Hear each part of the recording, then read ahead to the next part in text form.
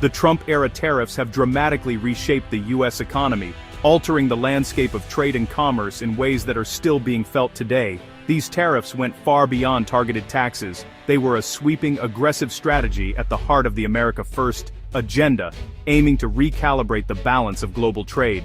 The primary goal was to make foreign goods pricier, thereby encouraging consumers to buy American-made products. This was intended to boost domestic purchases and invigorate local industries. By imposing these tariffs, the administration sought to protect American industries from what was perceived as unfair competition, giving them a fighting chance in a global market. Tariffs were levied on a wide range of products, from steel to electronics, significantly impacting trade relations with major partners like China, the European Union, and several other nations. This led to a complex web of economic repercussions. For some U.S. manufacturers, these tariffs offered a shield against foreign competition, allowing them to grow and thrive in a more protected environment. However, for others, especially those heavily reliant on imported materials, the tariffs translated into higher costs and squeezed profit margins, creating a challenging business climate. Consumers were not spared either. They felt the pinch as prices rose on everyday goods, contributing to a surge in inflation and affecting household budgets across the country. This divide between protected industries and burdened businesses and families has sparked fierce debate, with strong opinions on both sides of the issue. Now, the Supreme Court is set to decide if the legal authority behind these tariffs was constitutional, a decision that could have far-reaching implications. The outcome could dismantle a cornerstone of recent U.S. economic policy and force a total rethink of America's role in global trade, potentially altering the course of future economic strategies. With a decision expected by the end of 2025, the future of the tariff era hangs in the balance, leaving businesses and policymakers in a state of anticipation. The stakes are enormous for businesses, workers, and the government, as the ruling could redefine the economic landscape for years to come. The legacy of these tariffs is now on trial, and the verdict will shape the future of American trade policy. The legal fight over Trump-era tariffs has been a saga, stretching across years and winding through the highest levels of the American judicial system. What began as a policy decision quickly escalated into a complex legal battle, drawing in government officials, business leaders, and constitutional scholars alike.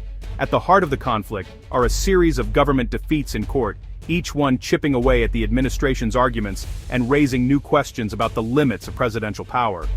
The challenge specifically targets tariffs enacted under the International Emergency Economic Powers Act, or IEEPA, a law originally designed to give the president special authority during genuine national emergencies, not as a tool for routine trade disputes or economic negotiations. In a series of high-profile hearings, lower courts ruled that the administration had overreached, using IEEPA to justify broad tariffs that far exceeded the law's intended scope. Judges questioned whether the situation truly qualified as an emergency, and whether such sweeping economic measures were ever meant to be covered by the act. Both the Court of International Trade and the Federal Circuit agreed. Emergency powers, they said, cannot be used to justify sweeping economic tariffs that impact entire industries and trading partners. Their decisions sent a clear message about the boundaries of executive authority.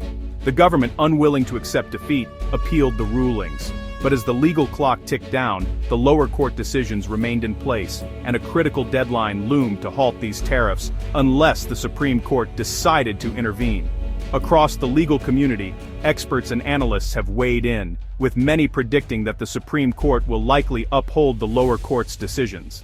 If that happens, it would set a major precedent, clarifying the limits of presidential power in matters of trade and emergency authority. The final decision is expected before the end of 2025, a date that now looms large for businesses, policymakers, and citizens alike. The outcome could have far-reaching consequences for how future presidents approach trade policy and emergency powers. This case isn't just about tariffs or trade wars, it's about defining the very limits of executive authority in the United States. The Supreme Court's ruling will help determine how much power the president truly has to act unilaterally in the name of national security or economic stability. The outcome will shape not only the future of American trade, but also the balance of power between the executive branch and the courts. It will influence how future presidents wield their authority over international commerce and national emergencies. These courtroom battles have set the stage for a historic Supreme Court showdown, one that could redefine the relationship between the branches of government for years to come. As the nation waits for the final word, the stakes could not be higher.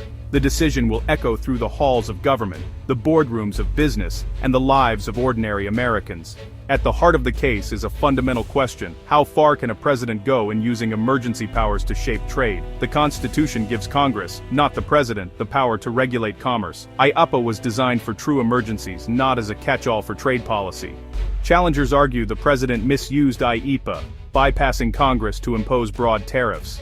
The government counters that IEEPA's language is broad for a reason, allowing flexibility in crises like the fentanyl epidemic.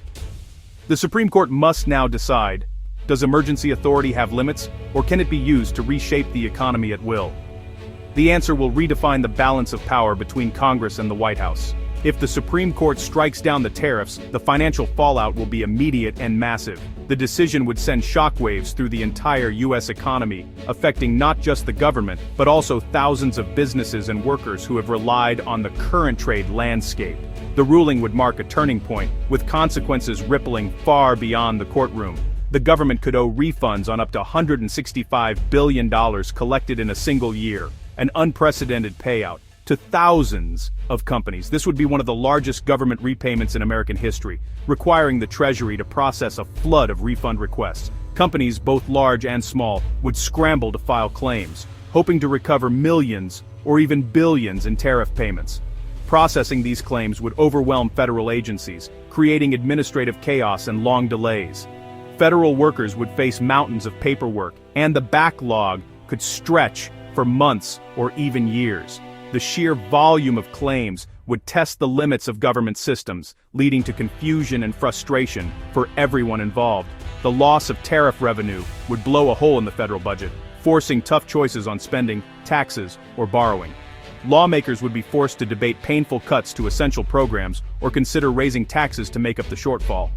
The sudden gap in funding could disrupt everything from infrastructure projects to social services, putting additional strain on an already divided Congress. Not all tariffs are at risk. Those on steel, aluminum, and Chinese goods under other laws would remain. These targeted tariffs would continue to protect certain industries, but they represent only a fraction of the total tariffs imposed in recent years. But over 80% of new tariffs from Trump's second term relied on IEEPA. Without this legal authority, most of the sweeping tariffs that reshaped U.S. trade policy would vanish overnight, leaving businesses and policymakers scrambling to adjust. Losing this tool would cripple the government's ability to impose broad tariffs. It would limit the president's options in future trade disputes, weakening America's leverage in negotiations and potentially changing the balance of global trade. The fiscal headache could last for years. Untangling the legal, financial, and political mess would be a slow, painful process, with uncertainty hanging over businesses, government agencies, and the entire economy for a long time to come.